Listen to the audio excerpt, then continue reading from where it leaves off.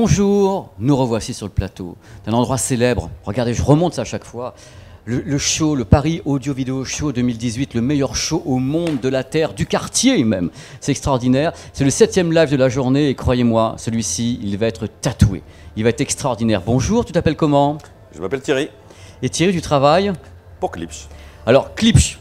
Alors, il faut quand même qu'on dise ce qu'est Klipsch parce que tout le monde ne connaît pas Klipsch. D'abord, c'est difficile à prononcer. Quelquefois. Tu l'as pas bien prononcé. Mais moi, je me suis entraîné le matin dans la glace. Je suis à la Klipsch. Quand tu es à 2 grammes, tu n'y arrives pas. Alors, Klipsch est une marque. C'est une marque de quelle nationalité? Qui êtes-vous? Klipsch est une marque américaine qui existe depuis 1946, qui a été créée par Monsieur Klipsch, qui était quelqu'un d'extrêmement audiophile et qui avait sa propre idée du son et qui aimait surtout le son live, qui aimait le son, le jazz, le rock surtout, et qui a donc développé des enceintes à son image avec des technologies très particulières qui permettent d'avoir un son très percutant, très dynamique, proche d'une enceinte de live.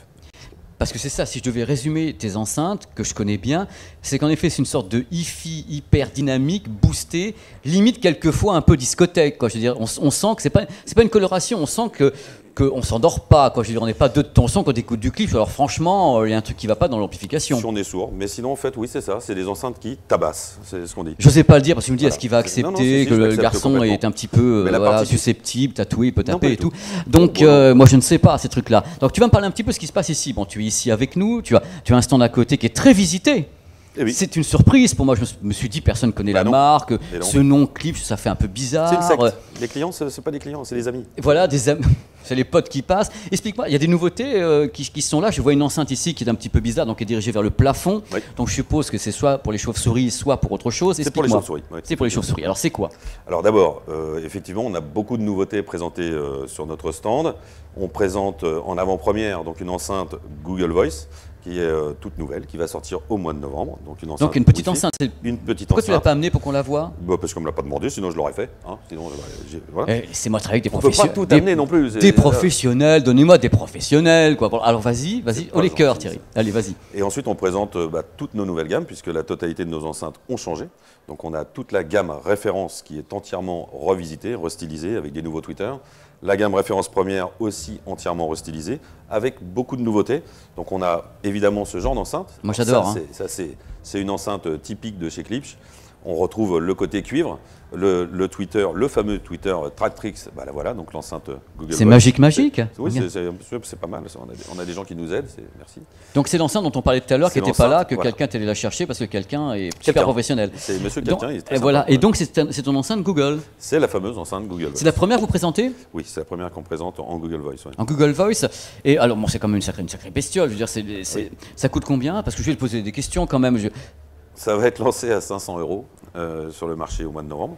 On est sur une enceinte Wi-Fi stéréo. Donc Déjà, parce que ça me faisait peur. J'ai à 500 €. Est-ce qu'elle Ça est m'a fait peur aussi. Non, mais il faut quand même, parce que moi, je suis un petit peu, je me mets à la place des gens qui disent, bon, ok, la bestiole est quand même très très jolie, on peut déjà la voir peut-être bien ici, c'est la belle ouvrage. Je veux dire, c'est vrai que Klipsch, globalement, c'est de l'enceinte. Hein. Donc là, c'est 500 €, stéréophonique. Oui, Donc, mise en réseau, Wi-Fi, exactement. Bluetooth, Bluetooth aussi. entrée mini jack. Non, il n'y a plus rien maintenant. Ça, c'est pas possible.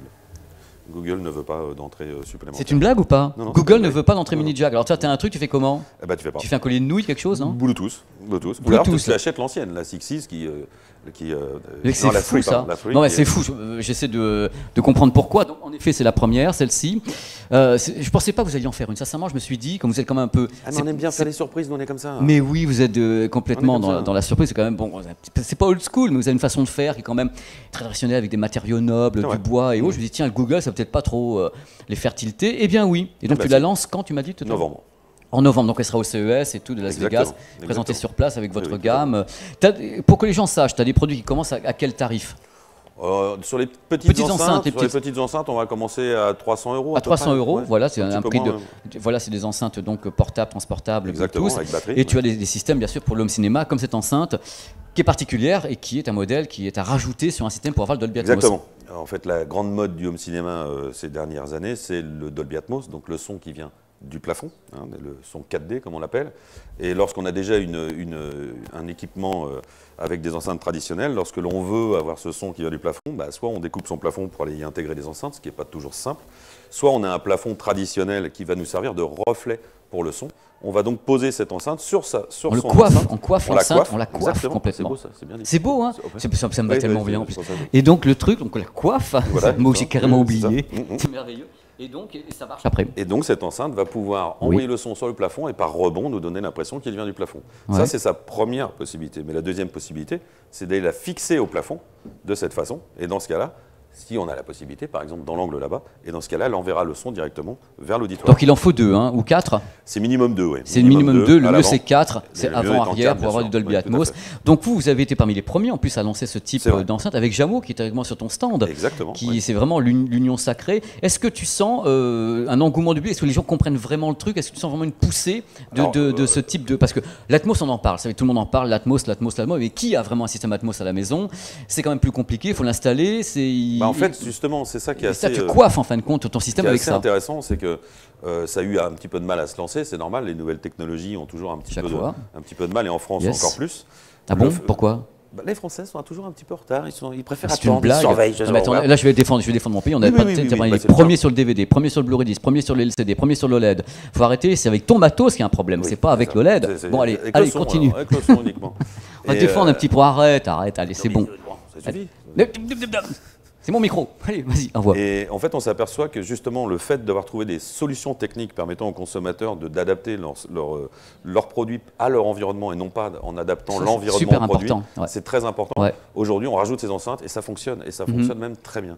On a même des enceintes où cette partie est intégrée à l'enceinte. Oui, j'ai vu. Oui, sur les enceintes Atmos. Ouais. C'est directement intégré. Donc, en plus, esthétiquement, c'est complètement c'est une tour avec les HP en haut. C'est quand même génial. Mais moi, j'aime bien ce concept-là où tu as déjà le matos et tu coiffes. Ouais. Et comme ça, les gens ne se prennent pas la tête, ils ont l'ampli avec les disques Blu-ray. On n'est plus obligé de tout changer. Voilà, l'idée de ne pas tout changer, c'est super important. Ouais. Donc tu as le système. Toi, tu qualifierais ta marque comment ? Parce qu'en fin de compte, est-ce que si je te dis que ta marque est hi-fi, non mais Thierry, si je te dis ta marque est hi-fi, est-ce que toi tu considères qu'en effet c'est de la hi-fi ou c'est quelque chose d'un peu différent ce que vous faites ? Parce que comme il y a un côté Harley Davidson, rock'n'roll dans ton histoire, vous n'êtes pas Marshall, mais tu vois dans l'idée de ta marque, il y a un truc qui c'est pas du focal, quoi. Tu la définis comment ? Exactement.